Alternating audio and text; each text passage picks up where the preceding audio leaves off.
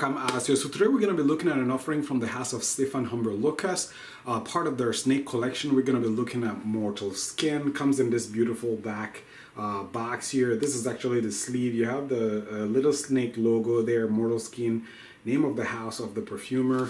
And then when you open that, you actually have this gorgeous snake themed bottle sitting there. Let me get an up close perspective there. Look at that detail there, just amazing. So beyond the bottle though, what do I get out of this fragrance? So let me start by saying that if you're expecting something bold and out there, you're gonna be a little disappointed. But if you're open-minded and you give this one a couple of wears, you're gonna be surprised at what this fragrance is all about, or the composition. It's actually complex. I really like it, but there's one aspect that doesn't make it work for me, and I'm gonna touch on that later. So what do I get out of this one? So pretty much at the top, I get this beautiful pairing between a fresh, musky, dark berry or blackberry accord, along with the wet, inky tone. It is not heavy, it's not overdone, so it comes off smooth and then refined. Like I said, not heavy. As it develops though, that pairing between the blackberry, the fresh musky blackberry, and the inky note is going to gradually tone down. It's going to let place to what I get mostly is slightly smoky resin. So I get a little bit of myrrh, I get a little bit of opoponax, along with a slightly incensey accord to it. And in the background, along with that slightly smoky resinous accord, I get this beautiful, subtle but present ambergris accord that is just to die for. Overall, what I get at the opening for like the first hour or two, I get a distinct fresh musky blackberry along with the wet inky feel to it. Again, not heavy, really pleasant pairing there. And as it progresses, that combo, blackberry and then the ink, is going to tone down and it's going to be overtaken by smoky, slightly incensey resins from myrrh and then opoponax. And I also get the addition of that beautiful ambergris note that I mentioned before.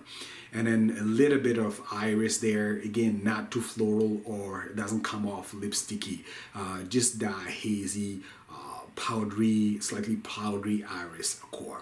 And I also get a little bit of sandalwood in the background, but overall in the dry down, the main accords that I get is a slightly incensey resinous feels from the myrrh opoponax paired with the ambergris note here, and then it's just beautiful.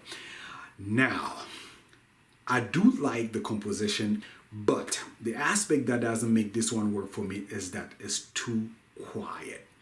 I literally have to put my my nose up to my hand to be able to smell it. I even spray it around my neck, and then within an hour or two, it's pretty much gone. I can't smell it anymore.